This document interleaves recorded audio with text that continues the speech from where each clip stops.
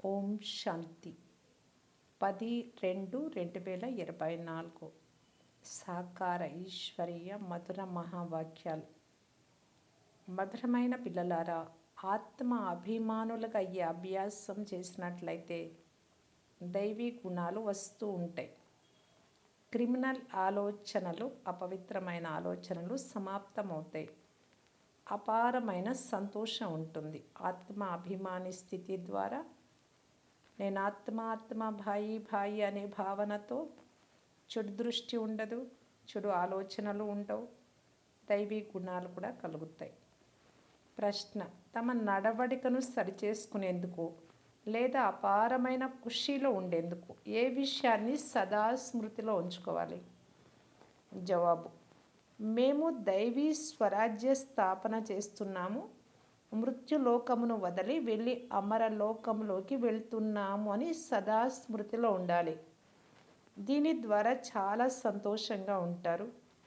నడవడిక కూడా బాగవుతూ ఉంటుంది. ఎందుకంటే అమరలోకమైన నూతన ప్రపంచంలోకి వెళ్ళేందుకు దైవీ గుణాలు తప్పకుండా అవసరం.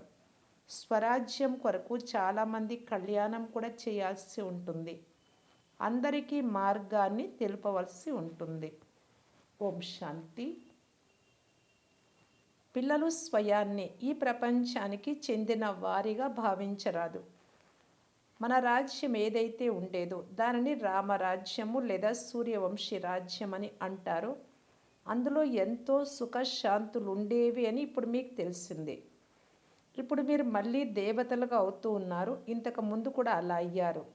మీరే సర్వగుణ సంపన్నులు, దైవీ గుణాలు కలవారిగా ఉండేవారు. మీరు మీ రాజ్యంలో ఉండేవారు. ఇప్పుడు రావణ రాజ్యంలో ఉన్నారు. మీరు మన రాజ్యంలో చాలా సుఖంగా ఉండేవారు, బాబా స్థాపన చేసినటువంటి రాజ్యంలో. కనుక లోపల చాలా ఖుషి మరియు నిశ్చయం కలగాలి. ఎందుకంటే ఇప్పుడు మీరు మళ్ళీ మీ రాజధానిలోకి వెళ్తున్నారు. రావణుడు మీ రాజ్యాన్ని దోచుకున్నాడు. మనకు మన సూర్యవంశీ స్వరాజ్యం ఉండేది అని, మనం రామరాజ్యానికి చెందిన వారము అని, మనము దివ్య గుణాలు కలవారిగా చాలా సుఖంగా ఉండేవారము అని, మళ్ళీ రావణుడు మన రాజ్య భాగ్యాన్ని దోచుకున్నాడు అని మీకు తెలుసు. ఇప్పుడు తండ్రి వచ్చి మన రాజ్యము మరియు పరాయి రాజ్య రహస్యం గురించి అర్థం చేస్తూ ఉన్నారు.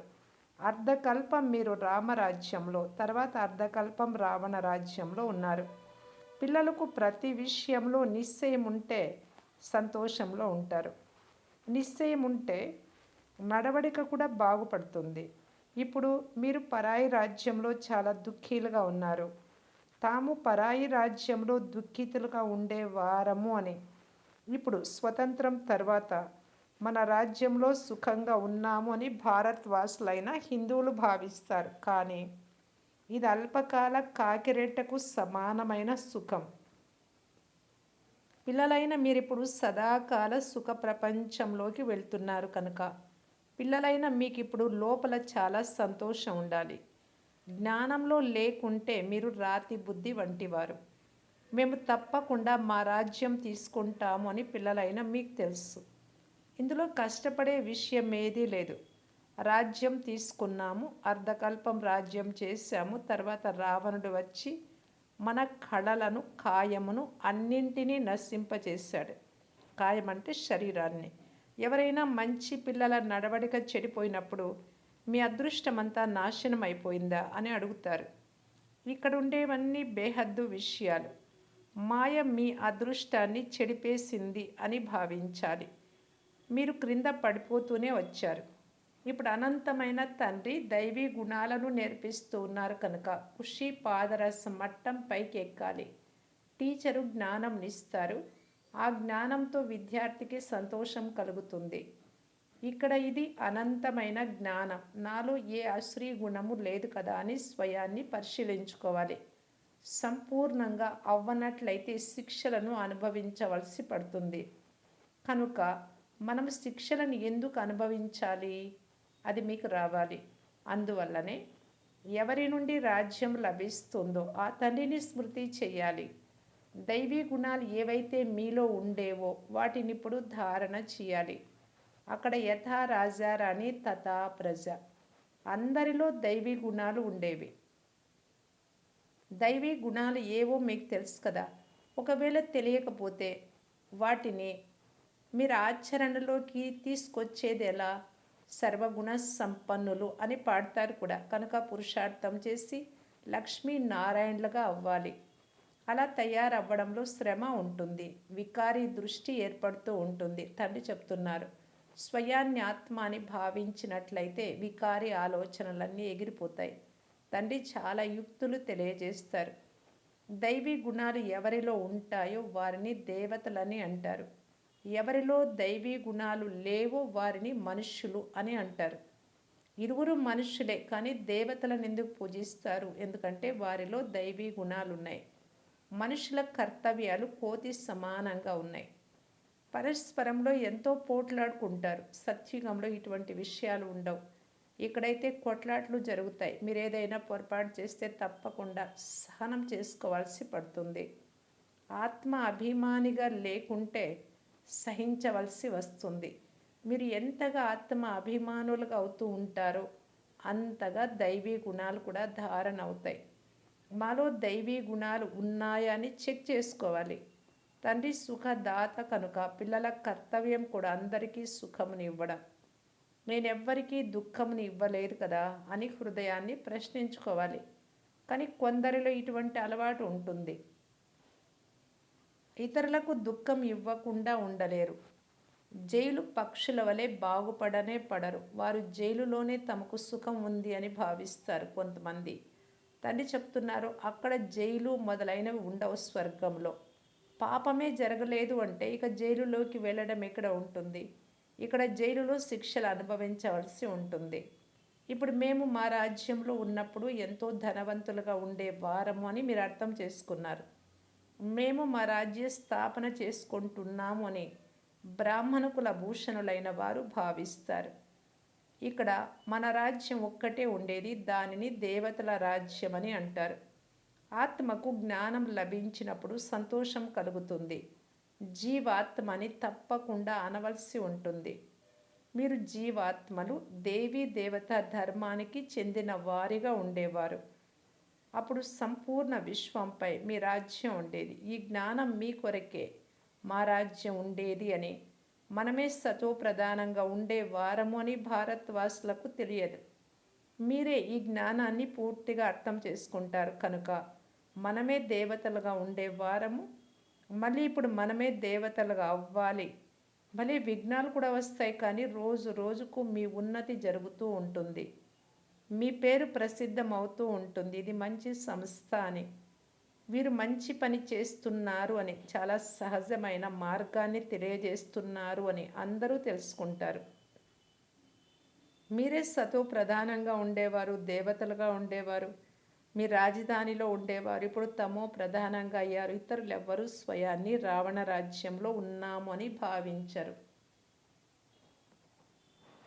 మనం ఎంత స్వచ్ఛంగా ఉండేవారము ఇప్పుడు తుచ్చమైన వారిగా అయ్యాము. మీకు తెలుసు, పునర్జన్మ తీసుకుంటూ తీసుకుంటూ పారస బుద్ధి నుండి రాతి బుద్ధి కలవారిగా అయిపోయారు. ఇప్పుడు మనం మన రాజ్యాన్ని స్థాపన చేస్తున్నాము కనుక మీ ఉత్సాహం ఉప్పొంగాలి. పురుషార్థంలో పూర్తిగా నిమగ్నం అవ్వాలి. కల్పక్రితం ఎవరైతే నిమగ్నమై ఉండినారో వారు మళ్ళీ ఇప్పుడు కూడా తప్పకుండా నిమగ్నం అవుతారు. నంబర్ వార్ పురుషార్థానుసారం మనము మన దైవీ రాజ్య స్థాపన చేస్తున్నాం. ఇది కూడా మీరు గడియ గడియ మర్చిపోతారు. లేనిచో లోపల చాలా సంతోషం ఉండాలి. మన్మనాభవని ఒకరికొకరు స్మృతి నిప్పిస్తూ ఉండండి. తండ్రిని స్మృతి చేయండి. దీని నుండే ఇప్పుడు మీ రాజ్యాన్ని తీసుకుంటారు. ఇదేమి క్రొత్త విషయం కాదు. కల్పకల్పము మీకు తండ్రి శ్రీమతమునిస్తారు. దీని ద్వారా మీరు దైవీ గుణాలు ధారణ చేస్తారు. అలా కానిచో శిక్షలు పొంది తక్కువ పదవిని తీసుకుంటారు.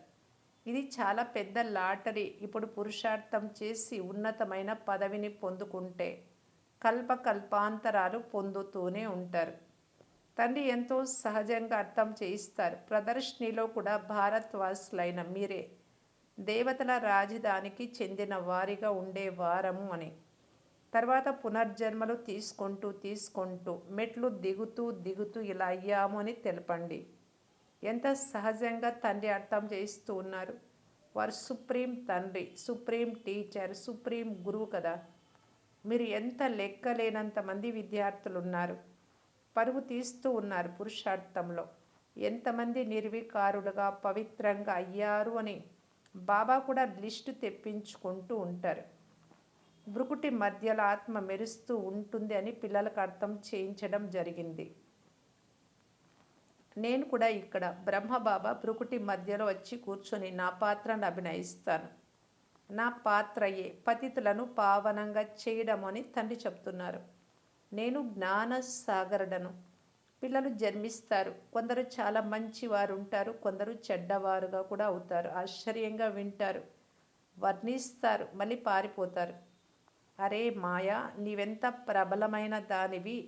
అయినా తండ్రి చెప్తున్నారు, జ్ఞానము వదిలి వెళ్ళిపోయినా ఎక్కడికి వెళ్తారు? తరింపచేయువాడు ఒక్క తండ్రి మాత్రమే.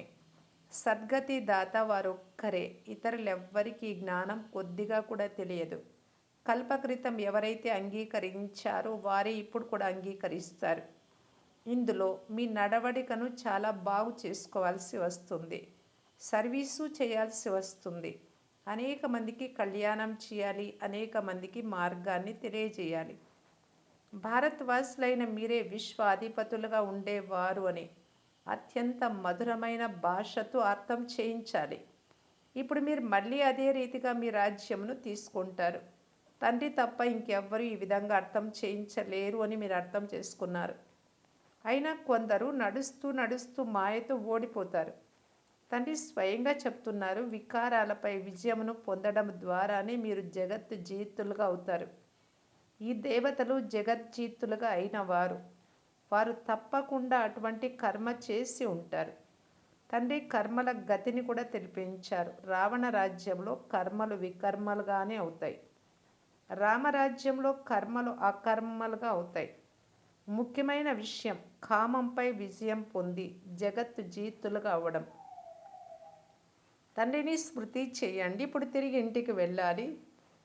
మీరు 100% నిశ్చింతగా మీ రాజ్య భాగ్యాన్ని తీసుకుంటారు. కానీ ఇక్కడ రాజ్య పాలన చెయ్యరు. ఇక్కడ రాజ్యాన్ని తీసుకుంటారు, అమరలోకంలో రాజ్యాన్ని చేస్తారు. ఇప్పుడు మృత్యులోకము మరియు అమరలోకం మధ్యలో ఉన్నారు. ఈ విషయం కూడా మర్చిపోతారు. అందువల్ల తండ్రి గడియ గడియ స్మృతినిప్పిస్తూ ఉన్నారు. ఇప్పుడు మనము మన రాజధానిలోకి వెళ్ళిపోతామని పక్కా నిశ్చయం ఉంది. ఈ పురాతన రాజధాని తప్పకుండా సమాప్తం అవుతుంది. అప్పుడు నూతన ప్రపంచంలోకి వెళ్ళేందుకు దైవీ గుణాలు తప్పకుండా ధారణ చేయాలి. స్వయంతో మాట్లాడుకోవాలి. స్వయాన్ని ఆత్మ అని భావించాలి. ఎందుకంటే మనం ఇప్పుడే తిరిగి వెళ్ళాలి కనుక స్వయాన్ని ఆత్మ అని ఇప్పుడే భావించాలి. తర్వాత ఇంకెప్పుడు తిరిగి వెళ్ళేందుకు ఈ జ్ఞానం లభించదు. అక్కడ మీరు యోగాన్ని జోడించాల్సిన అవసరమే ఉండదు. ఎందుకంటే అక్కడ 5 వికారాలే ఉండవు. స్వర్గంలో పావనంగా అయ్యేందుకు ఈ సమయంలోనే యోగము జోడించవలసి ఉంటుంది. అక్కడైతే అందరూ బాగుపడిన వారే ఉంటారు. తర్వాత నెమ్మదిగా కళలు తగ్గుతూ ఉంటాయి. ఇది చాలా సహజం. క్రోధం కూడా ఇతరులను దుఃఖపెడుతుంది కదా. ముఖ్యమైనది దేహ అభిమానం. అక్కడైతే దేహ అభిమానం ఉండనే ఉండదు. ఆత్మ అభిమానిగా ఉండడం వలన వికారి దృష్టి ఉండదు, నిర్వికారి దృష్టిగా అయిపోతుంది. రావణ రాజ్యంలో వికారి దృష్టిగా అయిపోతుంది. మీరు మీ రాజ్యంలో చాలా సుఖంగా ఉండేవారు అని మీకు తెలుసు. అక్కడ కామము కలవారు ఎవ్వరూ ఉండరు, క్రోధము కలవారు ఎవ్వరూ ఉండరు. దీనిపై ప్రారంభంలో ఒక పాట కూడా తయారు చేయబడింది. అక్కడ ఈ వికారాలు ఉండవు. మీకు అనేక సార్లు ఈ ఓటమి గెలుపులు లభించాయి. సత్యుగం నుండి కలియుగం వరకు ఏమేం జరిగాయి అవన్నీ మళ్ళీ రిపీట్ అవుతాయి. తండ్రి లేక టీచర్ వద్ద ఏ జ్ఞానం ఉందో అది మీకు వినిపిస్తూ ఉంటారు. ఈ ఆత్మిక టీచర్ కూడా అద్భుతమైన వారు. భగవంతుడు సర్వోన్నతమైన వారు. వారు సర్వోన్నతమైనటువంటి టీచర్ కూడా అయినారు. వారు మిమ్మల్ని కూడా సర్వోన్నతమైనటువంటి దేవతలుగా చేస్తున్నారు. తండ్రి ఎలా దైవీ రాజ్యాన్ని స్థాపన చేస్తున్నారో మీరు స్వయంగా చూస్తున్నారు. స్వయం మీరే దేవతలుగా అవుతున్నారు. ఇప్పుడైతే అందరూ స్వయాన్ని హిందువులమని చెప్పుకుంటూ ఉన్నారు. వాస్తవానికి ఆది సనాతన దేవీ దేవతా ధర్మానికి చెందిన వారు అని, మిగిలిన వారందరి ధర్మాలు నడుస్తున్నాయి అని కూడా వారికి అర్థం చేయించడం జరుగుతుంది. ఈ ఒక్క దేవీ దేవత ధర్మమే ప్రాయలోపమైపోయింది. ఇది చాలా పవిత్రమైన ధర్మం. దీని వంటి పవిత్ర ధర్మం ఇంకొకటి ఉండదు. ఇప్పుడు పవిత్రంగా లేని కారణంగా ఎవ్వరూ స్వయాన్ని దేవతలమని చెప్పుకోలేరు. మనము ఆది సనాతన దేవీ దేవతా ధర్మం వారము, అందుకే దేవతలను పూజిస్తున్నాము అని మీరు అర్థం చేయించండి. క్రీస్తును పూజించేవారు క్రిస్టియన్లు, బుద్ధుడిని పూజించేవారు బౌద్ధులు, అలాగే దేవతలను పూజించేవారు దేవతలు. మరి స్వయాన్ని హిందువులమని ఎందుకు చెప్పుకుంటూ ఉన్నారు? యుక్తిగా అర్థం చేయించాలి. కేవలం హిందూ ధర్మం అని అంటారు, అది ధర్మమే కాదు అని చెప్తే వెంటనే కొట్లాటకు వస్తారు.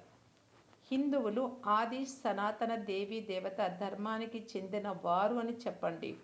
అప్పుడు ఆది సనాతన ధర్మం హిందూ ధర్మం కాదు అని కొంతైనా అర్థం చేసుకుంటారు.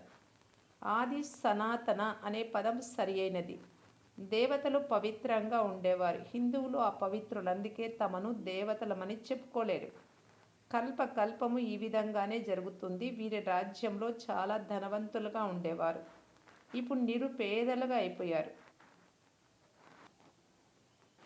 వారు పదమాపదం పతులుగా ఉండేవారు. తండ్రి చాలా మంచి యుక్తులు తెలియజేస్తూ ఉన్నారు. మీరు సత్యుగంలో ఉన్నారా లేక కలియుగంలో ఉన్నారా అని ప్రశ్నించండి. కలియుగ వాసులైతే తప్పకుండా నరకవాసులుగా, సత్యుగంలో ఉండే వారైతే స్వర్గవాసులైన దేవతలుగా ఉంటారు.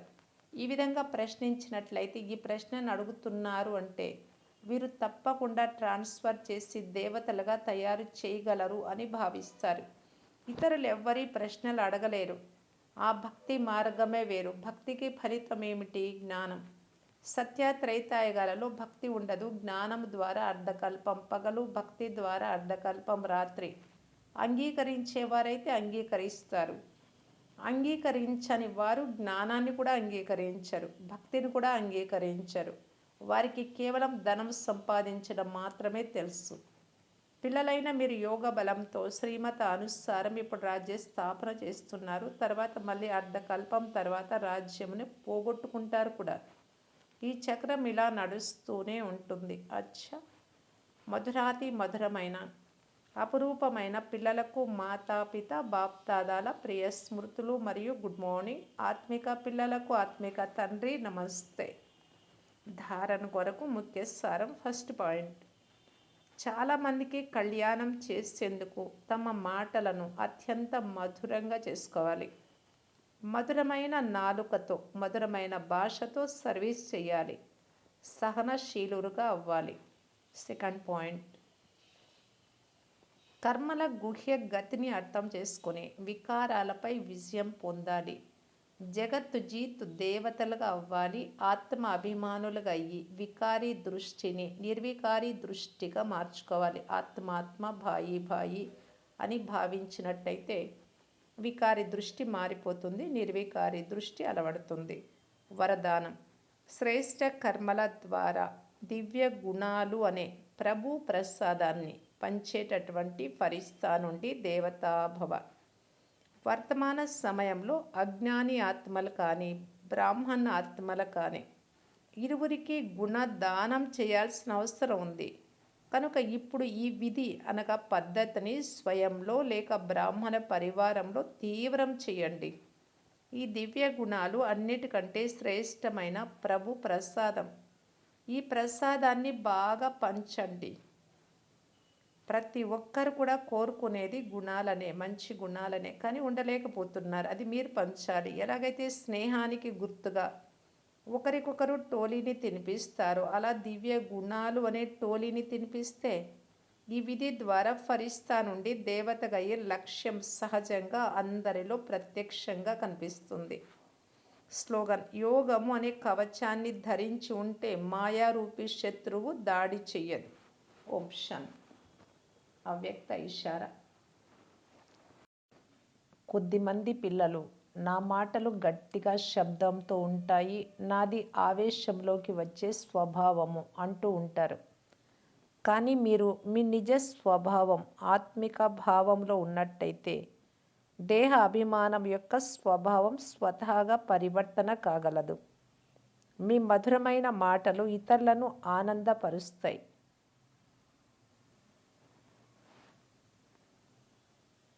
మిమ్మల్ని ఖుషీగా ఉంచుతుంది. సదా మీ మధుర దృష్టి, మధురమైన మాటలు, మధురమైన కర్మ ఉండాలి. ఎవరు మీకు ఎదురుగా వచ్చినా వారికి 2 గడియలు మధురమైన దృష్టిని ఇస్తూ మధురంగా మాట్లాడినట్టయితే ఆత్మకు సదాకాలానికి భర్పూరుగా చేయగలదు.